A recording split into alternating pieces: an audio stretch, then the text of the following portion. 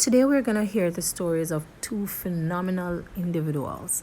I will leave the questions that they were asked in the description below. I hope you enjoy. Well, I was first exposed to Spanish at the age of 6 at my primary school. I had a Cuban teacher of Spanish there.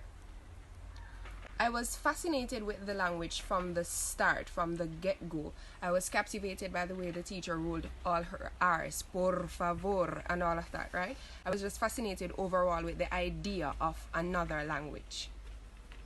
One challenge I faced with Spanish was with the listening, as it relates to the listening activities or the listening examinations. How I overcame this, I tried my best to listen to more Latin songs. I tried to watch movies with Latin subtitles. I also tried to make apt use of every opportunity I got to speak with a native speaker. Well, I tried to practice the language every day. Spanish is not just a subject, it's a language. So I find that the more we practice it, the easier it becomes. And this definitely helped me to improve my Spanish. I remember during college, I was a part of the student council. And as a member of the student council, you know that we would be tasked with making several announcements, right? So I would try to integrate Spanish into everything that I do. In addition to that, let's say, for example, I was asked to conduct a devotional exercise. I would try to ensure that at least the thought is even in Spanish. So I try to include Spanish in almost every single thing that I do. My suggestion to someone who wants to learn Spanish is not to be hard on yourself. And please note that it is okay to make mistakes. I mean, we make mistakes when we're talking in English, right? So if you make a mistake in Spanish, está bien, that is fine, es perfecto. Mistakes are really proof that you are trying. Also, don't think too hard for a response. The more natural your response is, the more natural the conversation will flow. In addition to that, don't rely too much on the translators. That's the apps.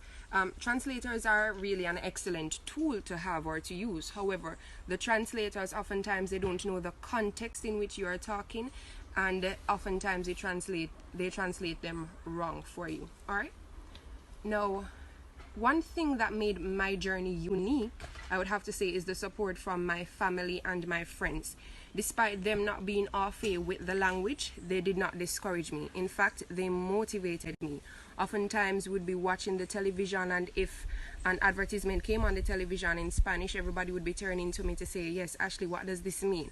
So I think that the support of my family and friends really made my journey unique. There are several opportunities that I actually got because of my knowledge of Spanish, right? Or because I speak Spanish. I was actually selected to represent my college in an international Spanish debate competition in Atlanta. And the debate was in complete Spanish. We had approximately 3 minutes to put together our points and then to present a complete speech in Spanish. So I'm really grateful for that opportunity. I also got the opportunity to teach a number of persons in the hotel sectors and from the tourist sector in the island just because I knew the Spanish language, all right?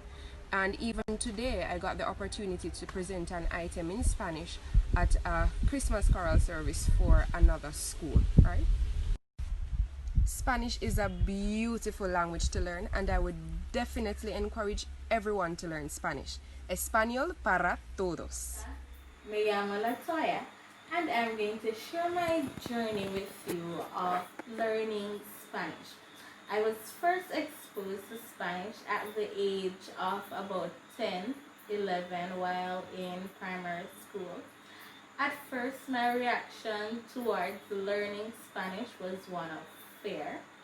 However, as I moved on to high school, things got better for me and I fell in love with the language. And out of curiosity, I just wanted to learn and to understand what Spanish speakers were saying. One strategy that I used to overcome this challenge of not being able to hear the language properly was listening to music in Spanish and also reading articles online.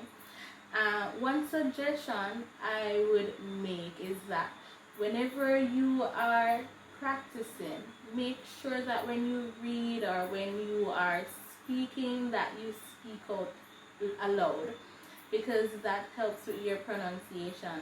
At times you will think of the word in mind, and then when you're supposed to pronounce it, there's a problem pronouncing the word. So I would encourage you, when you speak, make sure you do it out aloud. And learning Spanish has created several opportunities for me. I was able to work in Colombia as a language assistant. I was able to visit Argentina. I also got a scholarship to Chile. So learning Spanish as a second language opened a lot of doors for me, and I would encourage anyone to learn Spanish as a second language.